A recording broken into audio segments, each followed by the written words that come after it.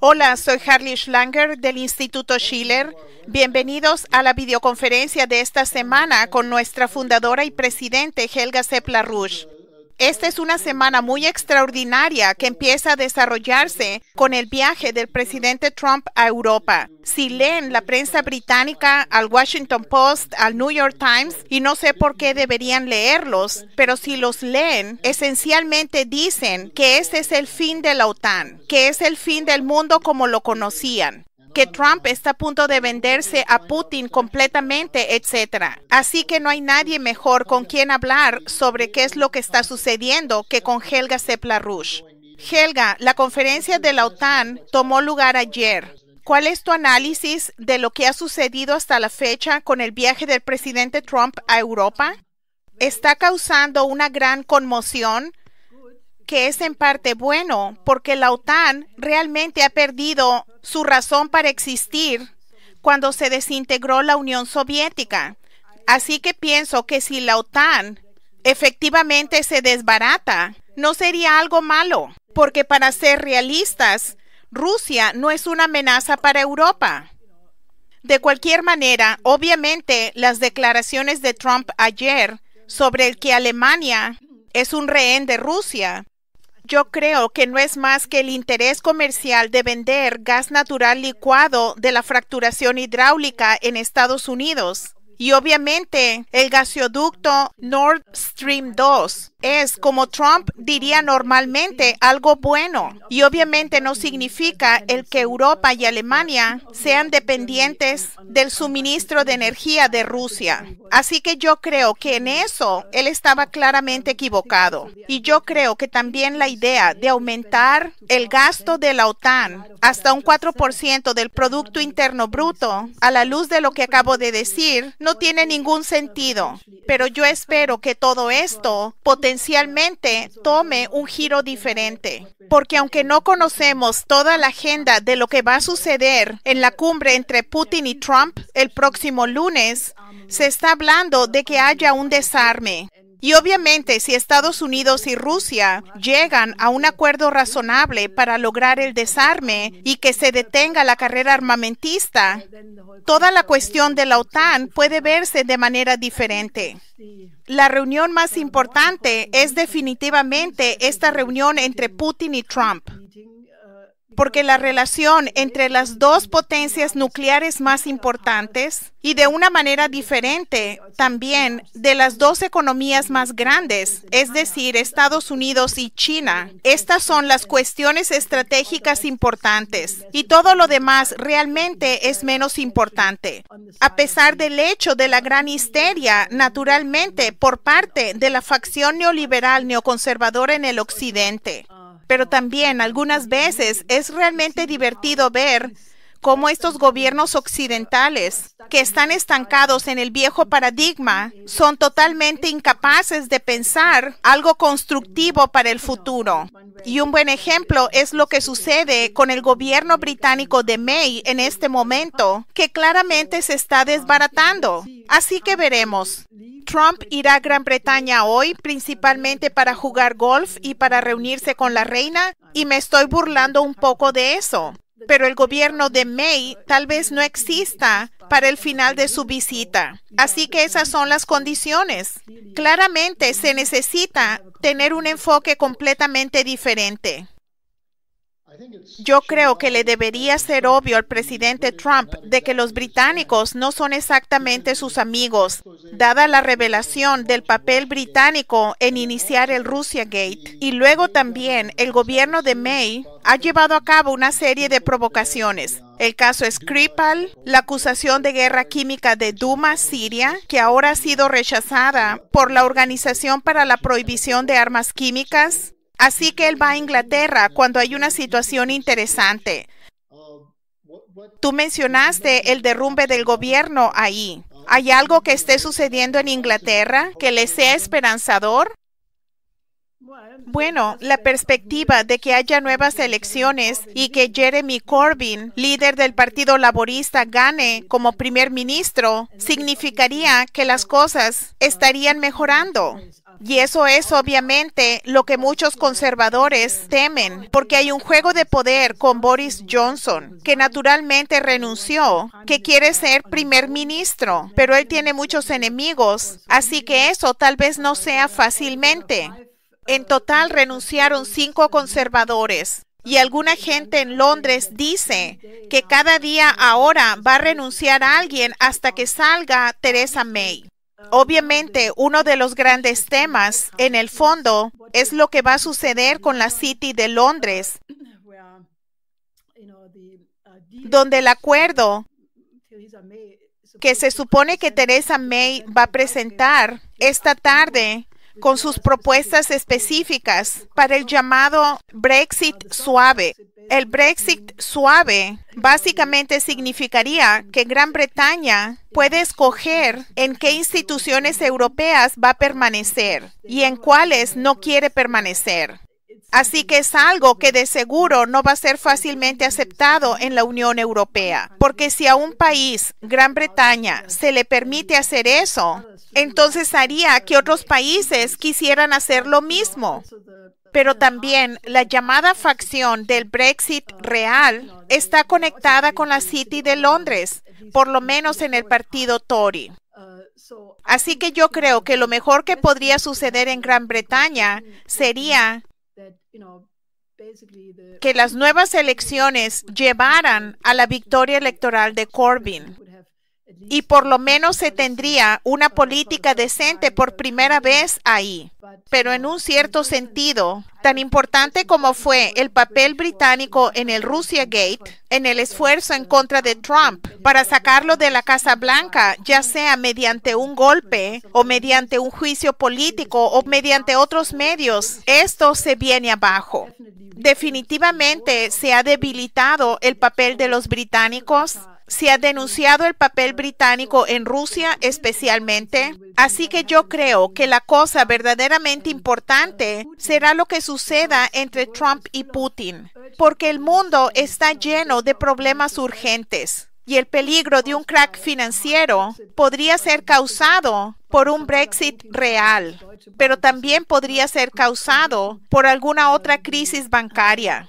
El Deutsche Bank no está en buenas condiciones. Todo esto realmente requiere un enfoque diferente y por lo tanto, nuestra respuesta a todo esto es: necesitamos urgentemente tener un nuevo sistema de Bretton Woods. Necesitamos volver a tener una estabilidad en el sistema financiero, porque si se derrumba el sistema financiero occidental de una manera sin control, realmente podría catalizar el caos en todo el mundo.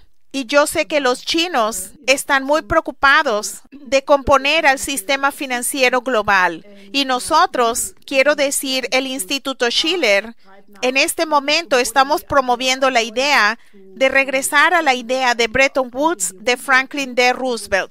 Un nuevo Bretton Woods en el contexto de una reforma global del sistema financiero. La Glass-Steagall, la separación de los bancos en la tradición de Roosevelt, un banco nacional en cada país, nuevos mecanismos de crédito para que haya préstamos a largo plazo para la inversión en la industria y luego, naturalmente, tener centros de compensación entre los diferentes sistemas bancarios nacionales para la inversión internacional a largo plazo en el contexto de la iniciativa de la Franja y la Ruta, la nueva ruta de la seda. Yo creo que se necesita urgentemente que se aborden estas cosas y el único impulso en este momento podría venir de ambos, una combinación de Putin y Trump y los chinos.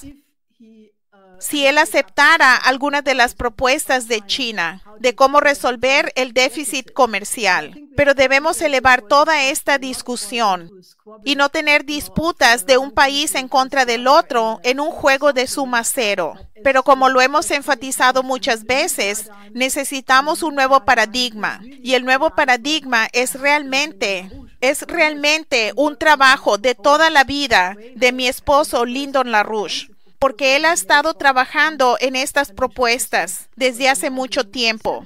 Yo creo que la primera propuesta que él hizo para reformar al sistema financiero fue en 1975, cuando él propuso crear un Banco de Desarrollo Internacional que reemplazaría al FMI.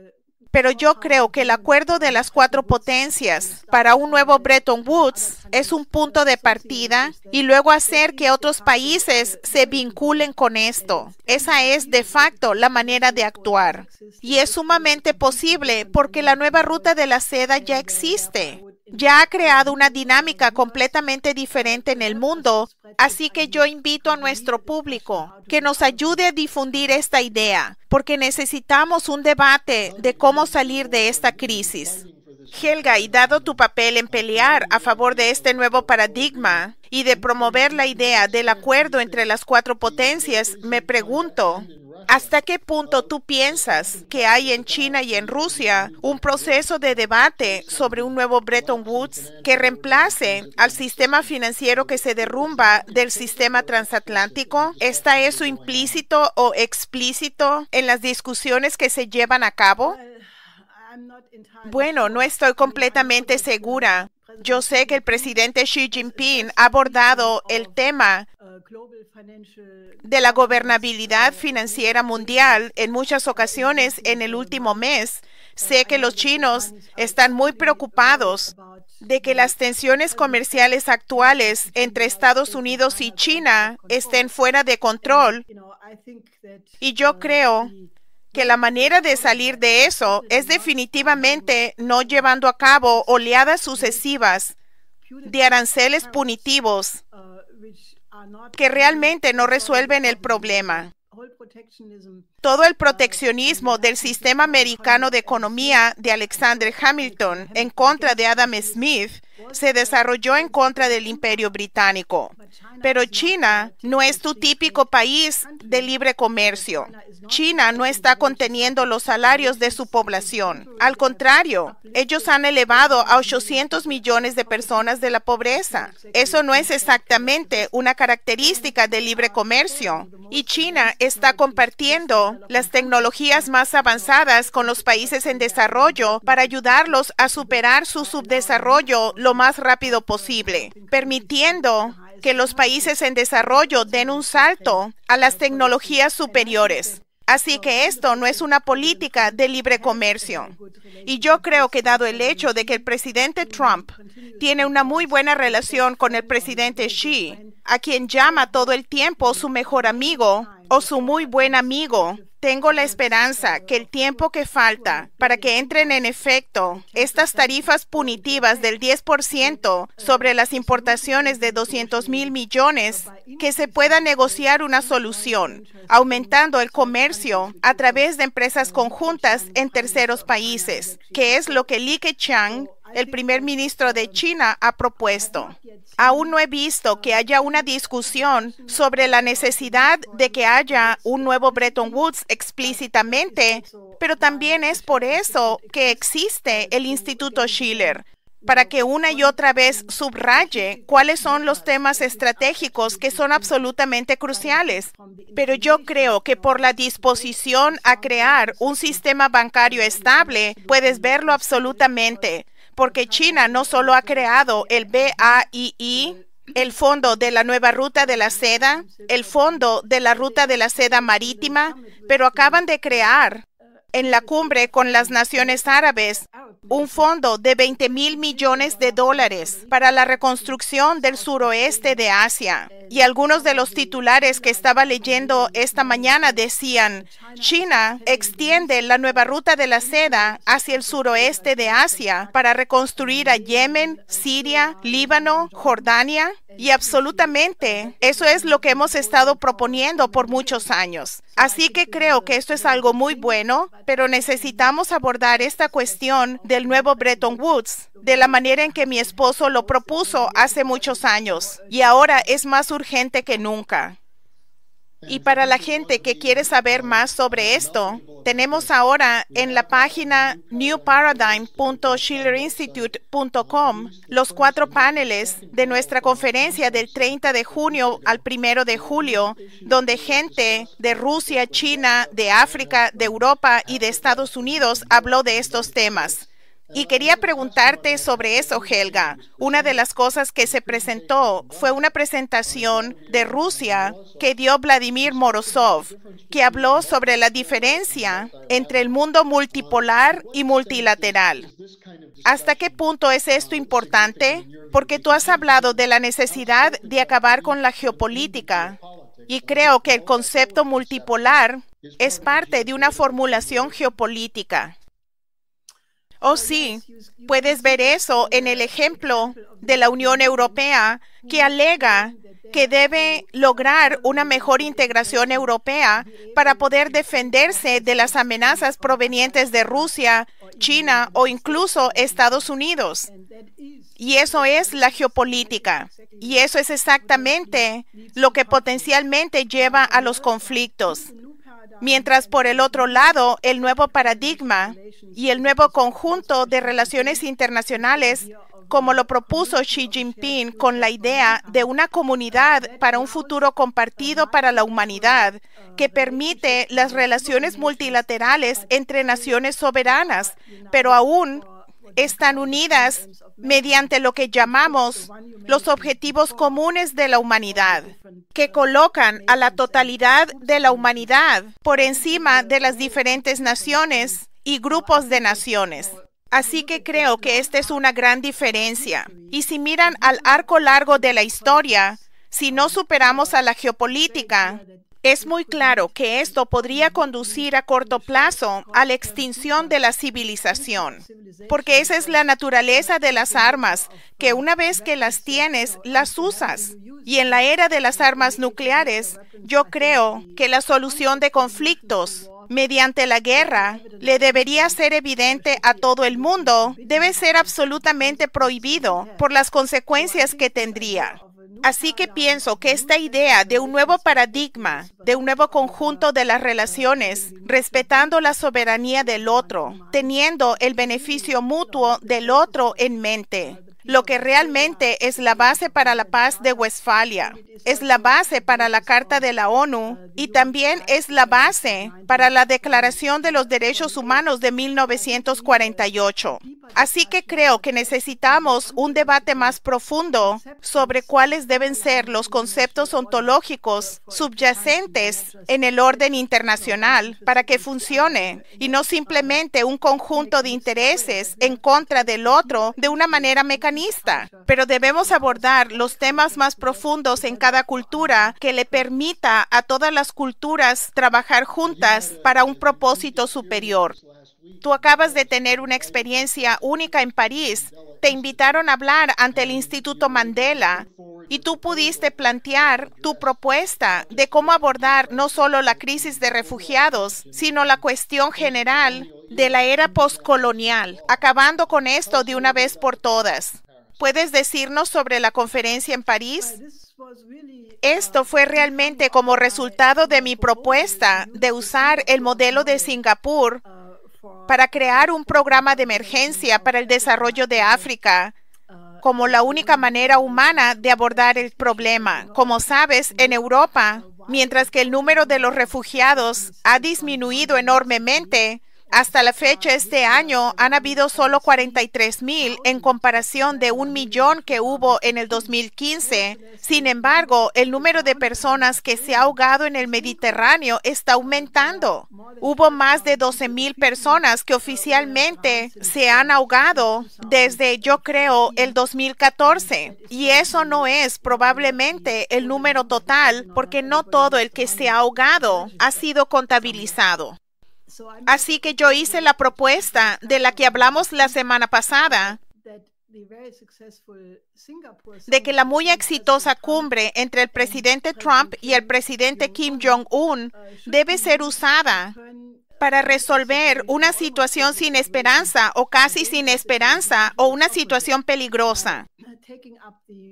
aceptando todas las propuestas de China para trabajar juntos en un programa de emergencia en África.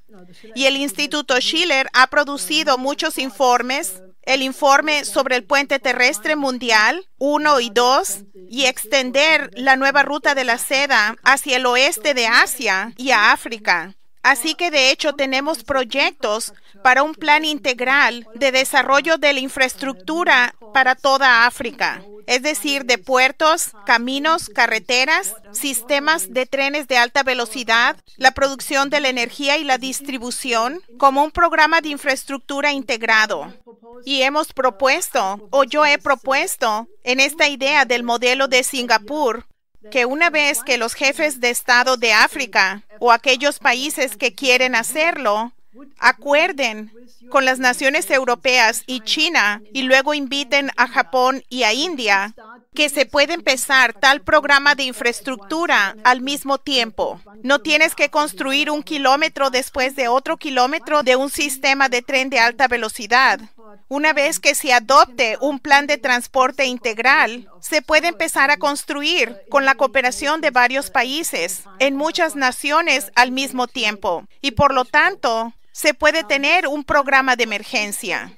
Ahora, yo pude presentar esta idea en la conferencia del Instituto Mandela, donde habían muchos embajadores y otras personas de instituciones de África.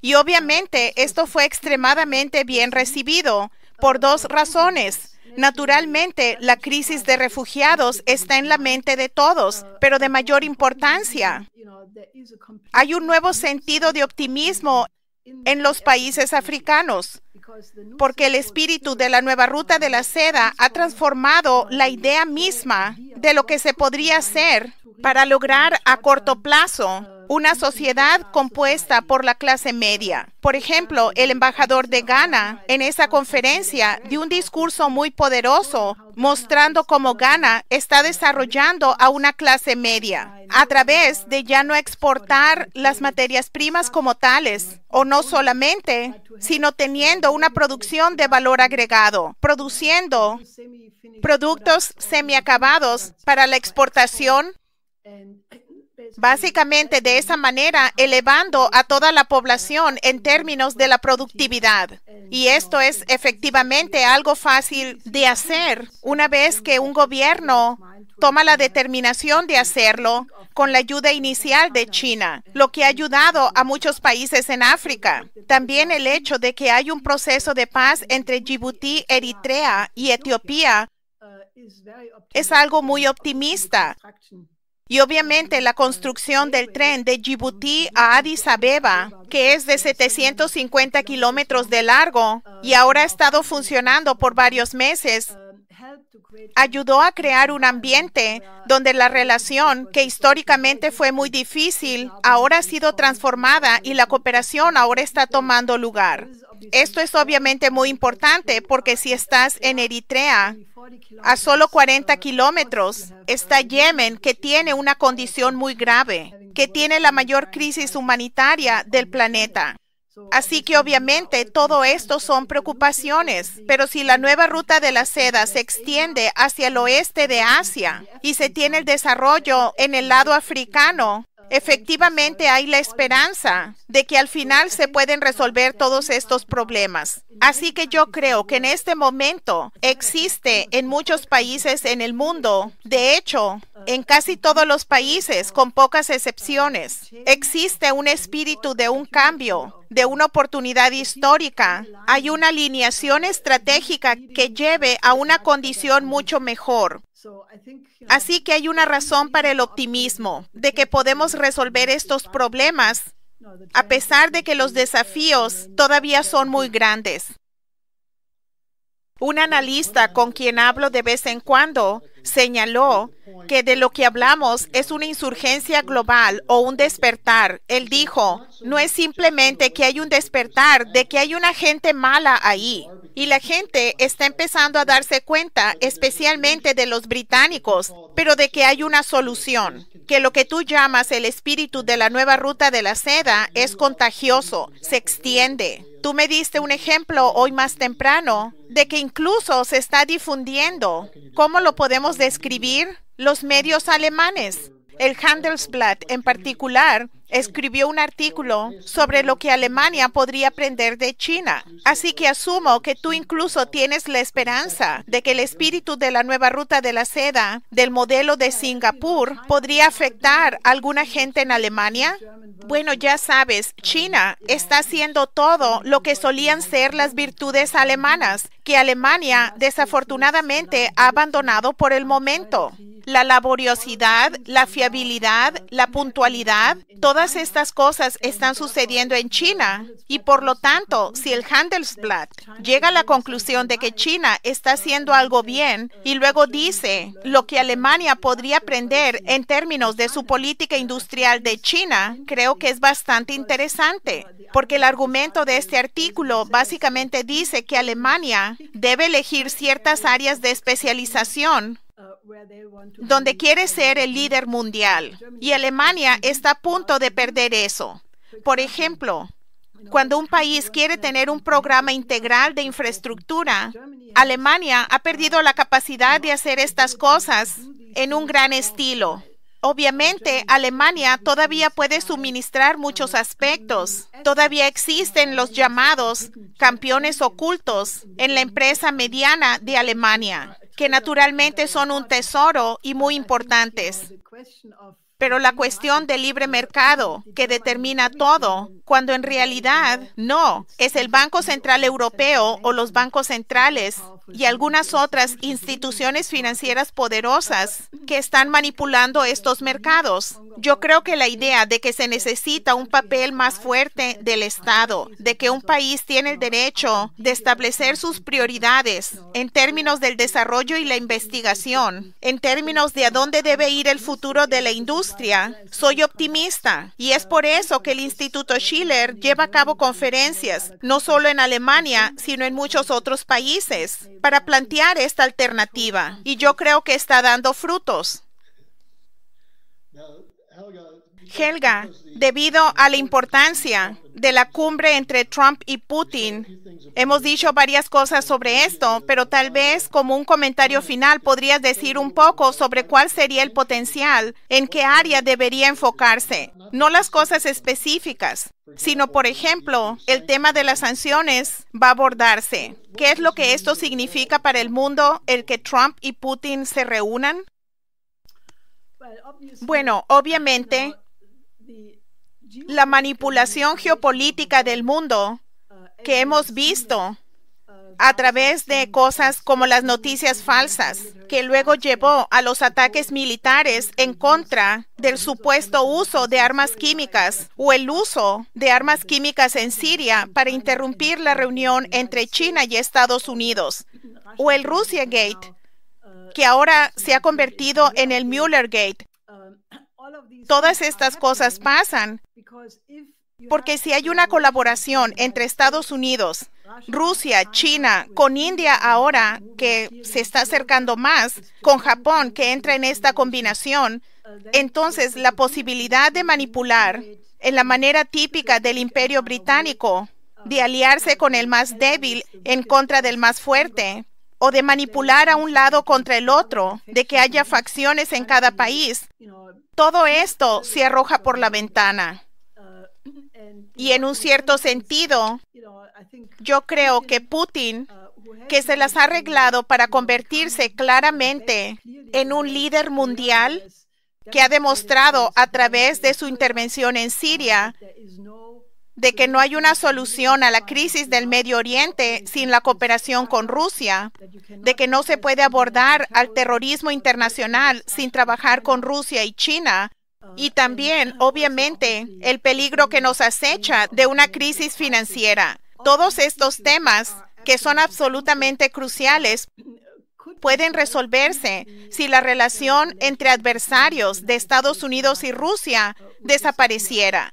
Dado el hecho de que ya existe una alianza muy estratégica y profunda entre Rusia y China, y como dije, muchos países están aliándose. Por ejemplo, Japón. Japón ha llevado a cabo un cambio total de su política con respecto a Rusia, pero también recientemente con respecto a trabajar con la nueva ruta de la seda.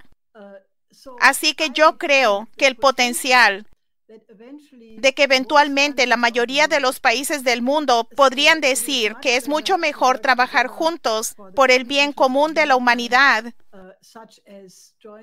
tales como la exploración espacial, descubrir más sobre los secretos de nuestro universo físico, para empezar la colonización de la Luna, o tener misiones conjuntas a Marte y otras misiones conjuntas espaciales. Por ejemplo, el defender al planeta en contra del peligro de los asteroides y los cometas, y juntos llevar a cabo una investigación sobre los terremotos o programas similares de emergencia. Si se pudiera dirigir lo que se desperdicia ahora en el sector militar hacia los programas de emergencia, de aquellas cosas que realmente harían que las vidas de las personas fueran mejores, como encontrar una cura en contra del cáncer o de las otras enfermedades incurables, pero también desarrollar la medicina del espacio y conectar a toda la gente del mundo, incluso en las áreas más remotas del mundo, a un sistema médico que podría salvar muchas vidas. Hay tantas cosas bellas que podríamos hacer. Y tengo mucho optimismo de que tenemos un par de líderes que tienen un carácter muy diferente. No todos son lo mismo. No son del mismo tipo. Pero yo creo que hay un rey filósofo como presidente de China. Esa es mi convicción más profunda. Putin es un gran estratega. Y hay una persona que ha sido muy valiente en echar a perder al sistema neoliberal, que después de todo fue responsable de muchas guerras, las cuales, si cuentan a la gente que murieron como resultado de las guerras basadas en mentiras que llevaron a cabo los gobiernos de Bush y Obama, yo creo que la gente olvida que es algo bueno que Trump haya podido hacer enojar a este aparato tan poderoso. Y él tiene la tendencia de tratar de mejorar la relación con Rusia y China. Y a pesar del hecho de que él algunas veces dice cosas con las cuales debo decir no estoy de acuerdo, sin embargo, me arriesgué a decir desde el principio que si Trump tiene éxito de tener una buena relación entre Rusia y China y Estados Unidos, entonces él pasará a la historia como uno de los mejores presidentes de Estados Unidos. Y yo creo que el potencial existe absolutamente. Y por lo tanto, yo realmente pienso que estamos en un periodo increíble. Y aquellos políticos que gritan en contra de todo lo que Putin hace o lo que China hace, la gran dictadura, o en contra de Trump, la persona horrible, que es errático, etc. Toda esta gente debería pensar, porque esto no son las cosas importantes. Lo que es importante es que llevemos a nuestro planeta y a nuestra civilización a un periodo seguro y establecer la paz en el planeta, basado en el desarrollo de todas las naciones. Y yo creo que eso es lo que dice la naturaleza del hombre, siendo la especie humana la única especie creativa hasta ahora. Y debemos ser capaces de organizar nuestras relaciones entre otros para tener un desarrollo sustentable verdadero, lo que significa el crecimiento, lo que significa los desarrollos, lo que significa el tener descubrimientos continuos de más principios fundamentales físicos de nuestro universo y crecer como una civilización. Para el tiempo en que nos reunamos la próxima semana para la videoconferencia, habrá tomado lugar la reunión. Y yo creo que la gente estará muy interesada en escuchar tu análisis de lo que sucedió cuando Donald Trump y Vladimir Putin finalmente se reúnan. Así que, Helga, muchas gracias y nos vemos la próxima semana. Hasta la próxima semana.